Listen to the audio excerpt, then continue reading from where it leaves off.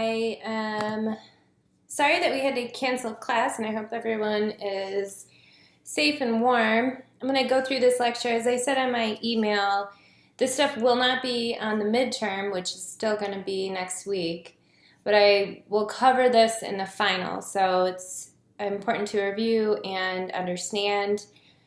If you do not fully understand anything, I'll go through some kind of brief review on this stuff. Not next week, but the following week. So I'll give you guys some time to ask any questions or review anything.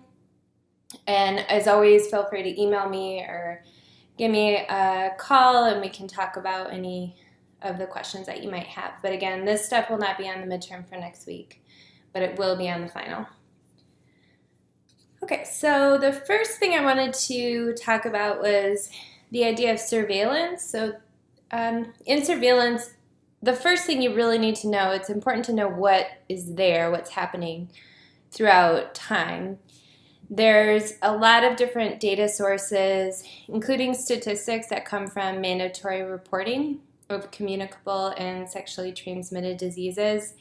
Typically what happens is a doctor, physician, healthcare provider, some hospitals, schools, etc., they will identify a disease, confirm it through testing, and then send that data to the community health department, who will then pass it on to the state or federal health authorities, whoever might be concerned with that particular case. A lot of anything like TB, tuberculosis, measles, tetanus, foodborne diseases, all of those are reported up and logged through surveillance to make sure if there is an outbreak, we can detect it and then have the correct actions to prevent any spread of that disease. The Center for Disease Control, we're all familiar with, the World Health Organization Statistical Information System, has a lot of global statistics. The National Center for Health Statistics houses all the data from the National Health Interview Survey on Disability and the NHANES, or National Health and Nutrition Examination Survey. Those two data sources have a lot of information on what particular people consume, how much they work out, etc., stuff that we looked at in biostatistics in the final project. So how close they live to a grocery store, a lot of different behavioral data. The census data that you get from the U.S. Bureau of the Census is mainly demographic. It gives you household information, who you live with, how many people you live with, what's the marital status, do you rent your homes. You guys have all probably filled out a census report. All of that data is publicly accessible. The behavioral risk factor surveillance system collects data on a lot of different risk factors associated with chronic disease.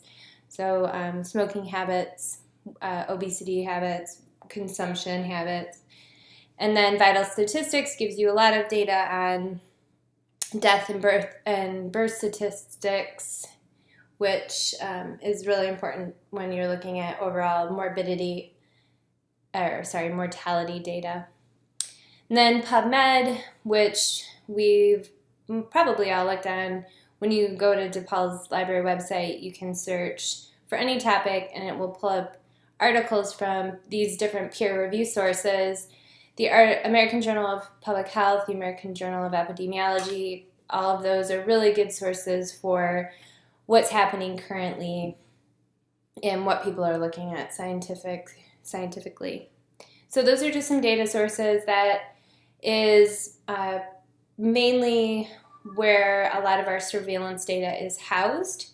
You can use some of these sources for your Web of Causation project if you haven't already started. So to look at different prevalence, incidence, and some of the different causation patterns.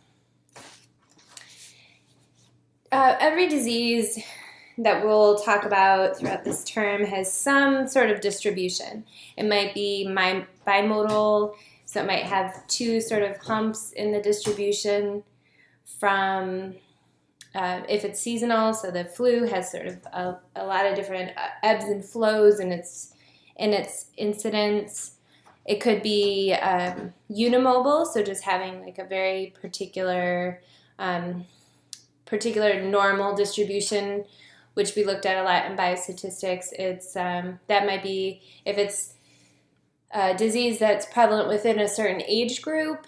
So if it's between 50 and 55, there is going to be some people that get the disease a little bit younger and a little bit older, and it'll have that sort of bell-shaped curve. And then it could also be just uniform and not really have any upticks or low points, and just a consistent level of incidence. Good screening will detect anything that is different from that baseline that we develop. So when any distribution is different, for example, what we're looking at right now in measles, it was endemic, a very low uniform distribution, which suddenly has gotten a lot of more cases, up into almost 700 in the past year. So we use screening tests to not only develop that baseline of prevalence, but then we also monitor to see if there's any upticks. The way that we decide if there's a disease or not is through testing. And that's the main bulk of this lecture. We're going to talk about a lot of different types of testing. There's two main types, which are diagnostic testing, which is done when someone already has symptoms of the disease. So it's when you go to your doctor and you say, I'm not feeling well, and they'll give you any number of tests. Examples of those are ultrasounds, MRI, CAT scans, biopsies, x-rays. They're looking to verify this diagnosis of disease. And then there's another type of test, which is screening, and that is given to people that are asymptomatic. They don't have any disease, and we're looking to find that disease in people that are asymptomatic. So screening is often used for cancers because we don't oftentimes demonstrate symptoms until it's too late. So this is early screening. We want to catch the disease at its very beginning or a treatable stage. The examples of those are pap smears, mammograms for different types of cancers, fasting blood sugar or cholesterol are two ways of looking at for diabetes and different levels of heart disease, blood pressure. Those are typical screenings that you get periodically, maybe at your yearly annual physical or every time you go to the doctor, just to get to detect any of those diseases in asymptomatic people. The types of tests can be developed specifically for the people or for the disease. So there can be continuous or dichotomous outcomes of disease. A dichotomous outcome would be you have the measles or you don't. There's a very clear line between yes or no. You have the flu or you don't. Whereas something like tuberculosis, the test that we use has a continuous outcome. So if you look at that table, the reaction that you get when you get the skin prick, the little red circle that you get, the reaction is measured, and then the results can be anywhere from no reaction up into the 23, 24, 25, 26. So if you see the bulk of the people that do have the disease have the reaction within that range of like 14 to 20, 22, upwards of that. So determining where to do that, to put that cutoff is really, will determine how many people are diagnosed with the disease or not. It presents a particular difficulty with these diagnostics because that cutoff can be kind of arbitrary. So, it's something like blood sugar for diabetes or blood pressure. It's hard to determine where that point should be. And then, of course, as I said, where you put that cutoff will determine how many people are below or above. A lot of times there's multiple tests that are done in medicine. You can have sequential or simultaneous tests. So sequentials are tiered tests where sometimes the first test will be less burdensome, less expensive, less time-consuming, less invasive, and then it'll be followed up by a more accurate screening. And then there's a simultaneous test where they might screen you for multiple indications of a disease. The strength of each screening test relies on the screening test used, which seems intuitive.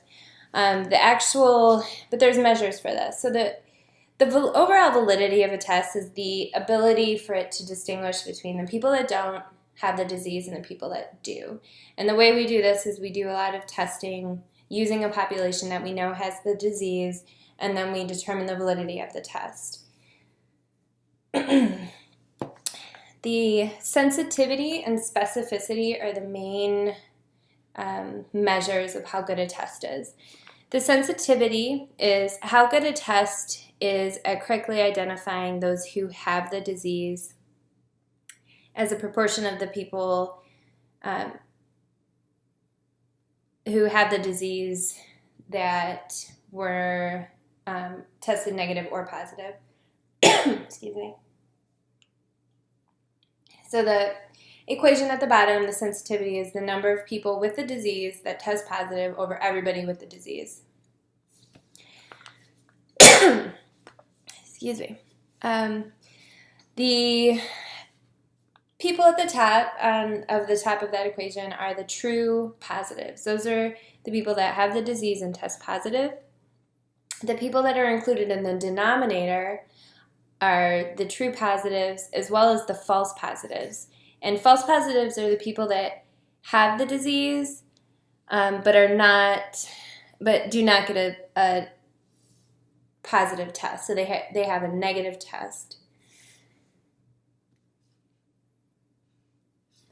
The false positives, they are the people that do not have the disease but do test positive. So the false positives are people that test positive but don't have the disease. That can be very stigmatizing. Sometimes if you're told that you have a disease and you don't have it, that can be really hard. And then you can also be put on a treatment plan that can be pretty bad for you if you're not treating the actual disease. So if you're false positive for tuberculosis, the treatment plan is between 4 and 9 months of antibiotics, which can do kind of a little bit of harm to your body. They take out all the bacteria. They're not too specific to the chemical or the bacteria that they're trying to kill.